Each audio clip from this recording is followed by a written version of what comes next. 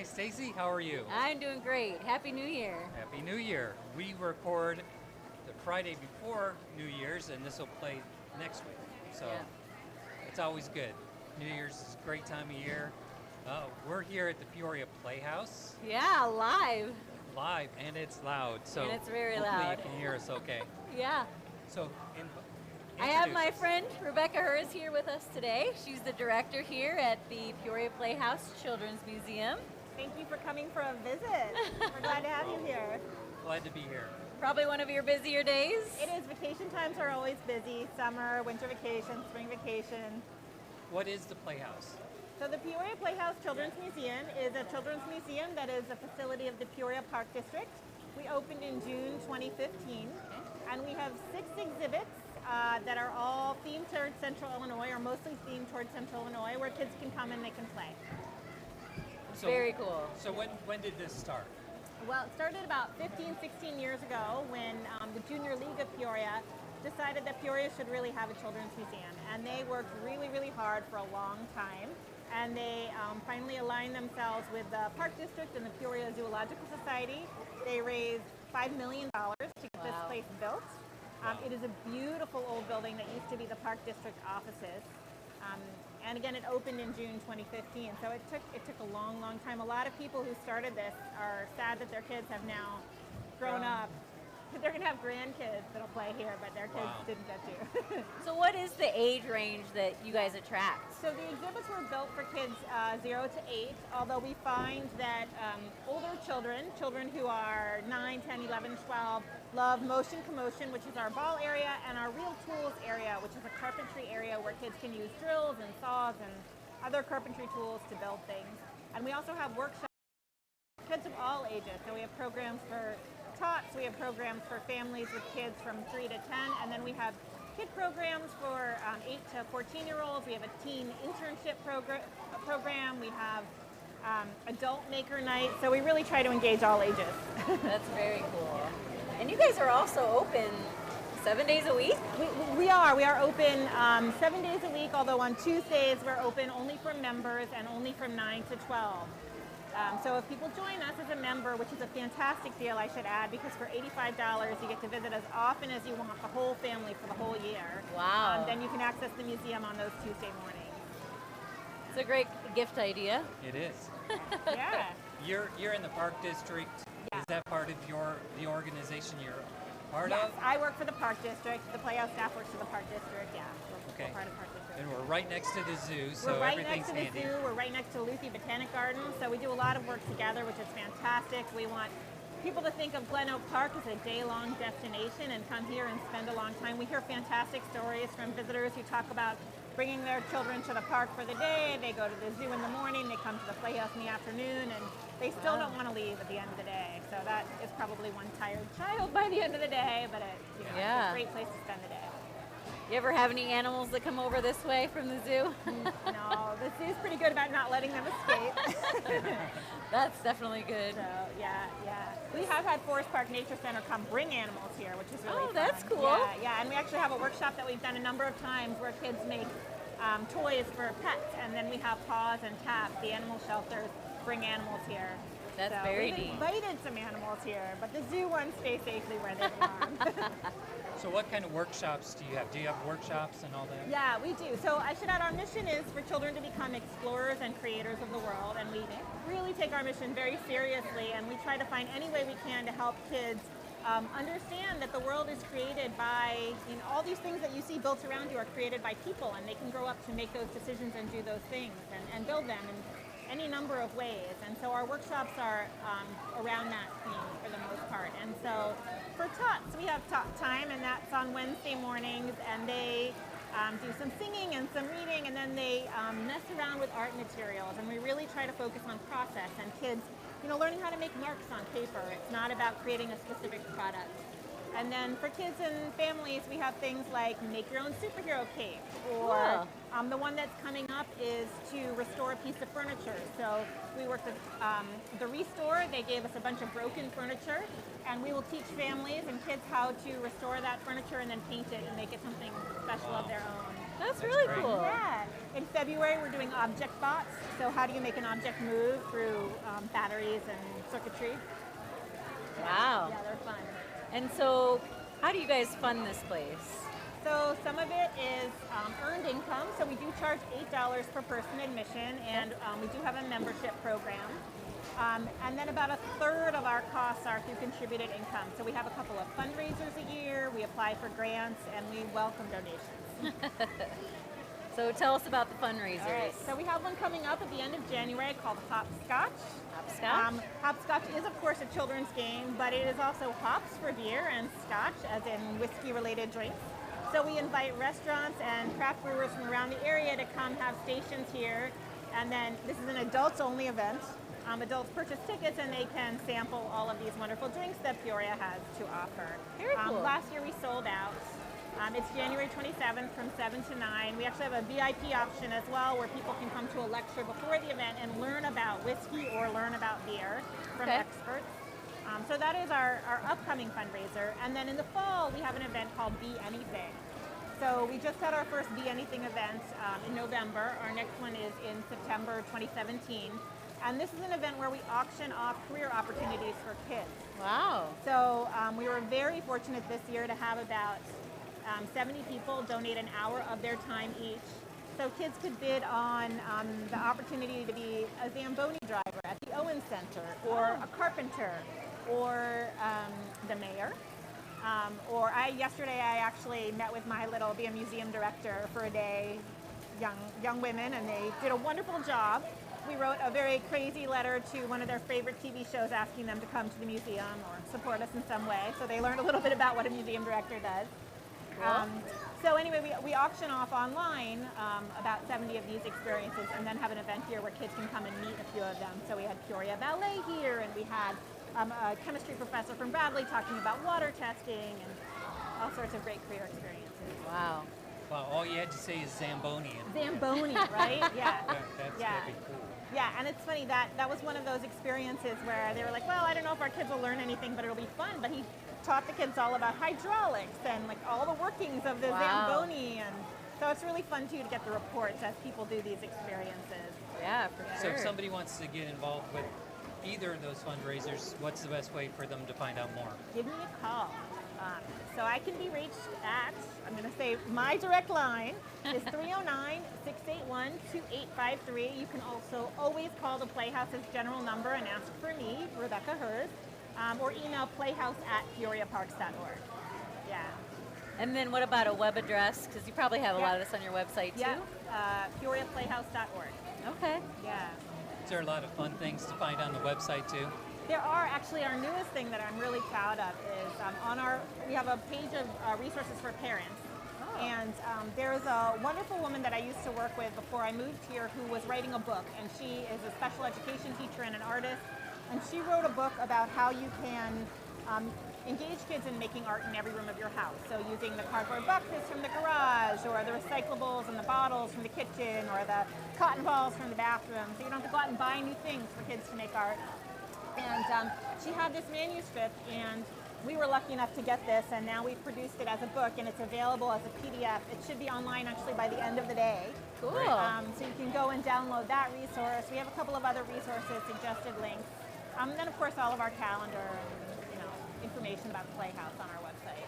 Very cool. We didn't get a whole lot of time to take a tour, but are there 3 levels? There are 2.5 levels. Okay. So on this floor, we're on the lower level right now, and you can see behind us is the water table, and in front of us is Motion Commotion, which is our ball area. And on this floor, we also have an exhibit called Peoria Then and Now, which has a train area, a costume theater area, and a science area. And then upstairs, we have a farm area. We have a construction area that includes this carpentry area and the sand porch, which has a huge sand table full of kinetic sand. And then we have a mezzanine level, which has more of the farm area, as well as a slightly quieter reading area. Quiet? I didn't figure there would no. be a quiet Yeah, we spot in didn't this find a place. Today, quiet it's spot not at so all. quiet anywhere. That's okay. So what's one of your favorite spots? Oh gosh. Well, I do love watching kids in the ball area, and as Stacy can attest, earlier I was watching a child try to figure out how to build a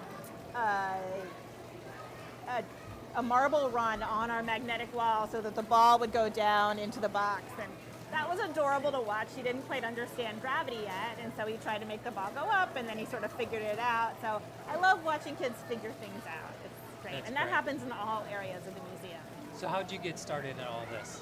So I moved to Peoria in 2005. Stacey, when did I move to Peoria? 2013. Yeah. And I moved here from New York City, where I worked in art museums. Okay. So I have a degree in museum education. For people who are out there interested in museum work, you can get master's degrees in museum education or museum studies. There's some great programs nearby in Chicago. I worked in art museums in New York for 15 years, and then we moved here and I consulted mostly for history museums. And then the Park District is opening this fantastic museum, and I was really lucky enough to land here. Yeah. We have a very live Stop. set today. It stopped. Oh, because it's a red light. No, Sorry. it's good. Okay. Anyway, Okay, we'll I cut can in. keep talking about the Playhouse for hours. that's good. We have a very interactive set here today, Yeah, we so do. it's Kids going great. back and forth, and they're not cowed by the No, whole no. setup. They just run right through. Yeah. Overwhelmed a little bit by So all much the going fun on. things they can do. Yeah. So tell me more about the museum. All right, what else can I tell you about the museum? I will tell you we have a fantastic volunteer program too. Oh, and there actually you go. one of the things that we're always looking for more volunteers. One of the great things that our volunteers do is they work with our school programs, and we're really, really, really proud of our school programs. We have a field trip model where it's very easy for children's museums to have field trips where kids just come and play, and I certainly think that that's valuable. Play is fantastic and important, but when kids are, losing half a day at school and the school is paying for buses to get here, we want there to be something more that can connect to the classroom as well. And so we offer options where kids can come and for older kids, they can do our Explore Challenge Become, where they can choose something that really interests them and then go into depth in it. So if they love the water table and seeing what sinks and floats, they can build a boat and see how much weight it can hold and fix it so it can hold more. If they love the motion commotion area, they can build a marble run. If they love the theater area, they can make puppets and put on a puppet show. So we have field trips that do those sorts of things. But in order to offer all those options, we need volunteers. And we're also always looking for volunteers for our real tools area, because the more adults we have who know even a little tiny bit about carpentry, just feel okay watching a kid safely handle a saw.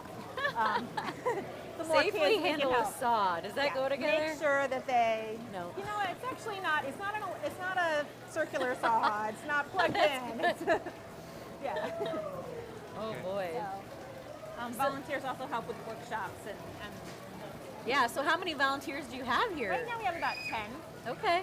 And this fall we had every single second grader from Peoria Public Schools come through and do this complicated field trip option, and so they were kept really busy, and they did a phenomenal job. I should just say on this program, thank you to our volunteers. They Yeah. are amazing. Yeah. That's great. So volunteers would just contact you also if they wanted to volunteer?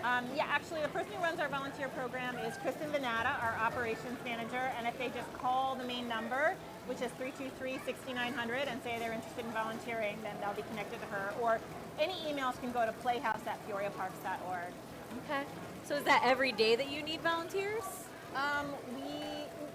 When we get a large enough volunteer corps, we can start doing things that require volunteers every day. Okay. Right now, it's when we have certain types of field trips booked, workshops on weekends, and actually there's another program that volunteers help with that I'd love to tell you about, which is called Celebrate Peoria. Okay.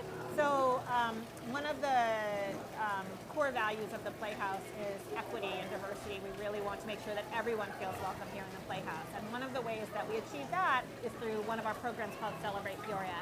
And every month we celebrate a different culture that's present here in Central Illinois. So we just celebrated Kwanzaa in December. In February we'll be celebrating Lunar New Year.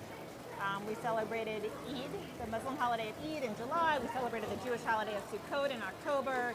Dia de los Muertos in November, So those are events that take up the whole museum for all of our hours on Sunday, so 12 to 5 on that Sunday, and we're always looking for volunteers to help. And that's a really, really fun thing to help with as well. Yeah, that's very cool. What kind of skill sets do they need? They have to be interested in working with kids. That's an important one. Yeah. They have to be interested in learning about our philosophy of open-ended exploration. We never, for example, when kids are building boats, we never want to say build a boat that looks like this.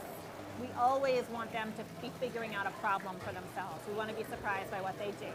So we train volunteers, so they just have to be interested in that approach. That's really it.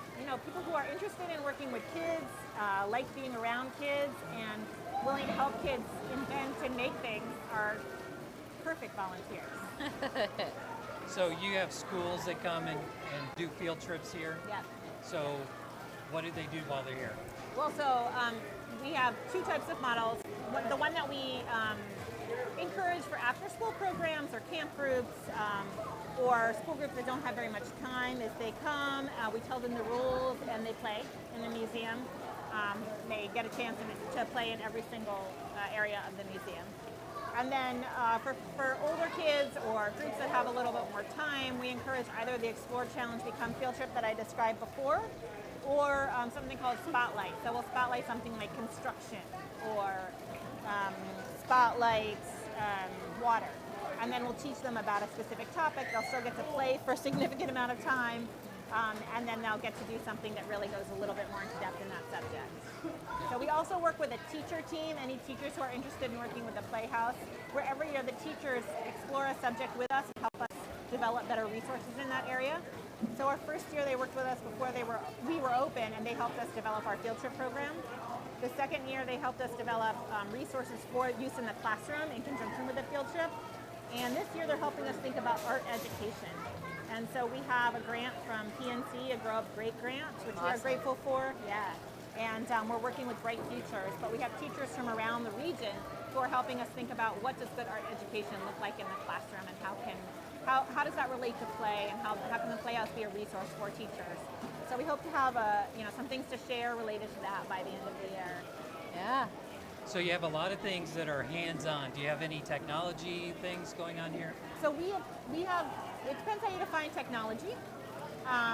Technology could be our carpentry area. That is a form of technology. We have tried to keep screens for the most part out of the Playhouse. So we do have a touch screen back in our science area. And we certainly have interactives that depend on technology. So for example, you put your hand down and an instrument plays and sort of shows you the rate of your heartbeat. We have microscopes back there, but we do not have computer-based interactives here. Put the technology down and come and play and have fun. Yeah, and I don't want to dismiss technology. Technology is amazing, but at least based on the experience of most children I know, including my own, there is enough screen time right now. So. There is. Yeah, I just went on vacation, and most of the time was screen time for the kids in the car, so it's always good. Yeah. Lots of hands-on stuff. We do have a lot of parents who use their time in the Playhouse to check their emails while their children are playing, and it's a very interesting thing to think about in children's museums. On the one hand, parents come here often because it's a great place for their kids to play, and they want a little break. On the other hand, we wish the parents would engage in new ways, and we want to find ways to offer them. So we welcome ideas from parents who come here for how we can, what kind of experience they want to have and how we can help them have that experience. Sure. I have seen some parents out there playing with the kids. Yes, and today especially when we're very crowded. It is, I'm watching actually a dad roll balls down the marble ramp right now with his kid. It is really fun to watch them play together. And we do have staff here that we call playologists, our floor staff, and they really love engaging with the kids as well as the parents too. So when there's a kid who, seems to be interested in learning something new and they can help them figure out how to do it the way Stacey and I just did with the marble run with a small child, they're here to help too. Do you have new exhibits? So we are, as I mentioned, standing in front of this ball exhibit, Motion to Motion, that was intended to be a temporary exhibit and a temporary exhibit space, but people love it. And it's not going anywhere, I promise. So we don't have a temporary exhibit space. So we know that we need to offer new things. We really want to keep people engaged. So our solution has been to find areas of the museum where we can improve them, where we can add to what's already there. And so right now what we're working on is our sand porch, where we have a fantastic sand table filled with kinetic sand, which feels really nice and molds really well. But around it are these plants that kids are less interested in, sadly. And we, from a very generous donor, received a donation of fossils a year ago, a little over a year ago. And so we are in the process of fundraising for what we're calling the Discovery Zone. Cool. Where, kids will still dig in the sand table and think about how when you grow up and you want to dig in the sand, you can become a paleontologist. And they'll be able to touch all sorts of fossils and fossil replicas and minerals. They'll be able to sort them and compare them and learn that that's how scientists learn information. We're going to have a time machine so kids can go back in time. So we're working with exhibit designers in Chicago called Architecture is Fun. We have concept designs for this, so we're in the process of fundraising for that. I see you have some huge geodes that look like elephant tusk over here. Yeah. So you have a lot of different things like that. So these are amethyst crystal geodes, and we're also surrounded by petrified wood, and these are all from the same collector who's given them to us. And I'm hoping that those amethyst cathedral geodes will go up to the Discovery Zone when it is built. They're Because beautiful. they're gorgeous. Yeah. And one of the things that we hope we'll be able to do in the Discovery Zone, which we know we'll be able to do, is to have kids loan us their own collections for a month or two at a time and show what kids collect. Because as a museum, part of what we're interested in is to help kids want to become lifelong museum goers and to collect and to think about objects and how you learn about the world through objects. So that'll be a really fun space to learn about what kids are collecting. Yeah, absolutely. So how, if a kid wants to do that, how do they do that? Well, so we have to wait until we've finished fundraising and are building the space. But once that happens, I anticipate having a forum that's available at the front desk or online where a kid can tell us about their collection and offer to loan it to us, and we'll have a mini loan agreement because we want them to learn about museums.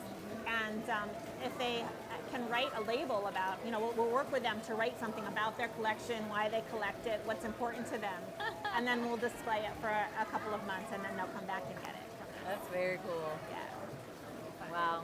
So much going on here. It's awesome. Yeah. It can be a little overwhelming at times. There's so much going on here.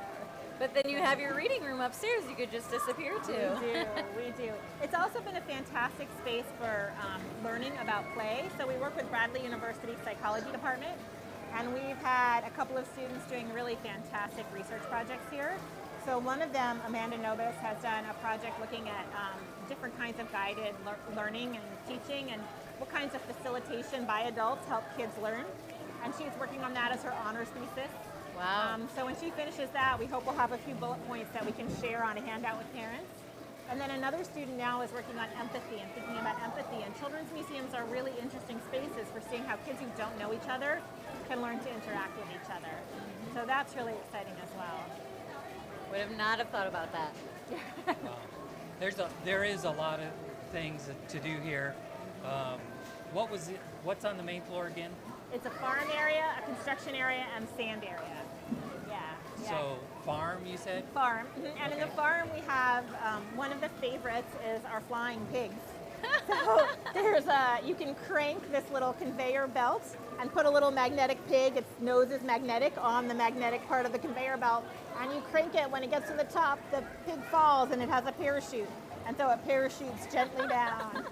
Wow. And it's adorable, and kids love that. We also have a chicken coop climber, so it's a space to climb around there, and there's all sorts of interactives inside the climber. And one of the favorites for kids is to collect. We have wooden eggs, and they can drop them down the egg drop, and then they land under the chickens that we have, and then they can go collect them and go back up and roll them some more. People often say that there's nothing to do in Peoria, and this is another great thing that you can do during the winter even. Yes. So, do you have summer events also? We do. I mean, we're open throughout the year. In summer, we have, it's our birthday in the summer. So in June, we have our birthday event. Sure. We do something usually on July 3rd because that's when Glen Oak Park celebrates Independence Day. Yeah. And then there's all sorts of events around the city, and we'd really like to be part of those. So we've been trying to go off-site in the summer too, and be parts of all the things that are happening. That's great. Anything else you can think that you want to have covered? come play. I mean, Yeah. it's a fun, it's All a fun ages. place. All ages. We don't all discriminate. ages. Yeah, and if you're an adult without kids and you want to experience it, look online to find out about hopscotch or adult maker nights. If Or you grab a niece or nephew or grandchild. grab a niece or nephew or grandchild, yes, or friend's child. There you always. go. Yep, yep. So, and if you have teens, we have a teen internship program in the summer. We're always looking for additional teen interns. My daughter actually interned here last summer. It was a Very great nice. first job experience for a 14-year-old. Okay. Yeah. And So- what are your hours again? Most days they're from 9 to 5. Okay. On Tuesdays it's members only 9 to noon and then we're closed. And on Sundays it's 12 to 5. Okay. Yeah. And your contact information again. So my contact information, my name again is Rebecca Hers. And the best way to reach me by email is just emailing playhouse@peoriaparks.org. Or you can call me at my direct line, 681-2853, or the Playhouse line, 323-6900. Great. Thank you very much, Rebecca, for Thank being you. here. Thanks for having coming us. today. This is great.